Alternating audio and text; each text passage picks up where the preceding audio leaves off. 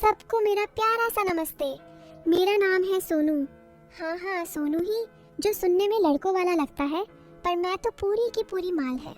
उम्र अभी अभी 22 की हुई हूँ, पर लगती हूँ जैसे 18 की कोई कली जो बस फूटने को बेताब है। गाल गुलाबी, आंखें बड़ी बड़ी, होंठ ऐसे कि जैसे किसी ने चेरी का रस चुपके से लगा दिया हो। और हाँ, मेरी कमीज हमेशा एक बटन ढीला रहता है, गलती से, बिल्कुल गलती से। अब आप ही बताओ, जब सांसें तेज चलती हैं तो बटन भी तो थोड़ा आज़ाद होना चाहते हैं ना। मैं बात कर रही हूँ उस दिन की, जब मैं पहली बार डॉक्टर साहब के क्लिनिक विक्रम सिंह के पास। वो बहुत अच्छे हैं, गांव के सारे बड़े बूढ़े उसी के पास जाते हैं। मैंने मुंह फुलाया, पर मन ही मन खुश थी। सुनने में आया था डॉक्टर साहब जवान हैं, कसरती बदन और आवाज़ में ऐसा मक्खन कि सुनते ही घी बन जाए। क्लिनिक पहुंची तो लाइन थी, पर मेरे लिए नंबर तुरंत आ गया।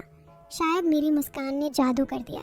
अंदर घुसी तो देखा डॉक्टर साहब कुर्सी पर पीठ टिकाए, चश्मा नीचे सरका के मुझे घूर रहे थे, मतलब देख रहे थे। सफ़ेद कोट, नीचे नीली शर्ट, बाहें मोड़ी हुई, नसें उभरी हुई। मैंने सलवार का नाड़ा ठीक किया और बोली, डॉक्टर साहब नमस्ते। नमस्ते सोनू जी, बैठिए, बताइए क्या तकलीफ है। उनकी आवाज़ में कुछ ऐसा था कि मेरी कमर की खुजली और बढ़ गई। मैंने धीरे से कुर्सी पर कूल्हे टिकाए और बोली, साहब जब भी मैं झुकती हूँ कुछ चुभता सा लगता है, जैसे कोई छोटी सी सुई अंदर घुस जाए। मैंने जानबूझकर कमर को थोड़ा सा आगे किया, चुन्नट सरकी, थोड़ी सी त्वचा चमकी। वो चश्मा और नीचे सरकाए, दिखाइए तो ज़रा। मैं उठी, टेबल के पास गई, धीरे से सलवार का नाड़ा ढीला किया और कमीज़ ऊपर की, बस 2 इंच, पर इतना कि उनकी सांस रुक गई। मैंने पीठ उनकी तरफ की और बोली, यहाँ साहब, बिल्कुल यहाँ। वो पास आए, ग्लव्स नहीं पहने, नंगी उंगलियां मेरी कमर पर फिसली, ठंडी उंगलियां, गर्म त्वचा। मैंने आंखें बंद की, वो धीरे धीरे दबा रहे थे। यहाँ या यहाँ? हर बार उनकी उंगली थोड़ी नीचे सरकती। मैं सांस रोक के बोली, हाँ बिल्कुल वहीं। फिर वो बोले, सोनू जी ये कोई सुई नहीं है, ये तो आपकी मांसपेशियां तनी हुई हैं। रोज सुबह तेल मालिश करो, गर्म पानी की थैली रखो। और हाँ, वो रुके, मेरी कमर पर उंगली से गोल गोल घुमाते हुए बोले, रात को सोते वक्त कुछ ढीला ढाला पहना करो ताकि हवा लगे। मैं मुड़ी, उनकी आंखों में आग थी पर चेहरा शरीफ। मैंने शर्माते हुए पूछा, क्या ढीला ढाला साहब? वो हंसे, जो आपको आराम दे। मैंने दवाई ली और निकलने लगी। दरवाजे पर रुककर बोली, साहब कल फिर आऊँ? वो बोली, ज़रूर, पर सुबह 7 बजे, क्लिनिक बंद होने से पहले। मैंने आंख मारी और चल दी। बाहर आके मेरी सहेली गुड़िया मिली, बोली, क्या हुआ? मैंने कान में फुसफुसाया, कल सुबह 7 बजे फिर मालिश है। अगली सुबह मैं 6:50 पर पहुंची। क्लिनिक बंद था, सिर्फ एक बल्ब जल रहा था। दरवाज़ा खटखटाया, डॉक्टर साहब ने खोला। अंदर कोई नहीं। वो बोले, आज स्पेशल चेकअप है सोनू। मैंने सलवार कुर्ता उतारा।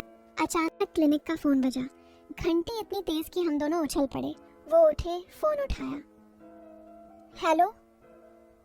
हाँ माँ जी, हाँ आ रहा हूँ, बस 10 मिनट। फ़ोन रखा, शर्ट के बटन बंद किए, बोले, सोनू माँ ने बुलाया है, गांव में हवन है। मैंने कपड़े ठीक किए, हंसते हुए बोली, साहब अगली मालिश कब? वो बोले, कल नहीं परसों, और हाँ अगली बार कुछ और तरीका अपनाएंगे। मैं घर आई। मम्मी पूछने लगी, क्या हुआ बेटी? मैंने कहा, मम्मी डॉक्टर साहब ने कहा है अब रोज सुबह तेल मालिश करनी है, पर घर पर। मम्मी खुश, वाह कितने अच्छे डॉक्टर हैं। तीसरे दिन मैं फिर गई। इस बार क्लिनिक में एक नई मशीन थी, वाइब्रेटर वाली। वो बोले, सोनू ये जापान से मंगाई है, तुम्हारी कमर को एकदम ढीला कर देगी। मैं लेटी, मशीन चालू हुई, कंपन इतना कि मेरी सांसें उछलने लगी। वो मेरे पास बैठे, मशीन को कूल्हों पर घुमाते रहे। मैं आंखें बंद किए कराह रही थी, साहब तेज और तेज। वो बोले, सोनू अब तुम्हें कुछ करना होगा, मेरी कमर भी दुख रही है। मैं उठी, मशीन उनके हाथ में दी और उनकी कमर पर रख दी। वो कराहे, सोनू तुम्हारे हाथ जादू हैं, फिर हम दोनों हंस पड़े। वो बोले, सोनू तुम्हारी तकलीफ तो दूर हो गई, पर अब मेरी शुरू हो गई। मैंने शर्माते हुए कहा, साहब मैं रोज आऊंगी, आपकी भी मालिश करूंगी। वो बोले, पर क्लिनिक में नहीं, मेरे घर पर। माँ पापा गांव गए हैं 15 दिन के लिए। मैं घर आई, गुड़िया को बताया। वो बोली, सोनू तू पागल है, वो तुझे। मैंने हंस के कहा, चुप कर, कुछ नहीं होगा, बस मालिश। पर मन में कुछ और ही चल रहा था। अगले दिन मैं उनके घर पहुंची। घर बड़ा था पर खाली। वो बोले, सोनू आज पूरे बदन की मालिश होगी। मैंने सलवार कुर्ती, बस सांसें तेज, बदन गर्म, आंखें लाल। एक दिन वो बोले, सोनू आज कुछ अलग करते हैं। मैंने पूछा, क्या? वो बोले, आज तुम डॉक्टर बनो, मैं पेशेंट। मैं हंसी, उनका कोट पहना, स्टेथोस्कोप लगाया। वो लेट गए, शर्ट उतारी। मैंने उनकी छाती पर हाथ फेरा। साहब यहाँ धक धक तेज है। वो बोले, इलाज करो। मैंने होंठ उनके सीने पर रख दिए, मतलब सांस सुनने के लिए। वो कराहे, हाथ मेरी कमर पर। मैंने उनकी पैंट की बेल्ट खोली, मतलब पल्स चेक करने के लिए। और तभी बिजली गुल नहीं हुई, बारिश नहीं हुई। बस उनकी माँ का फोन आया, बेटा हम कल आ रहे हैं। फोन कटा, हम दोनों हंस पड़े। मैंने कोट उतारा, बोली, साहब आपकी बीमारी लाइलाज है। वो बोले, तुम्हारा इलाज भी। अगले दिन मैं फिर गई। इस बार घर में उनकी माँ थी।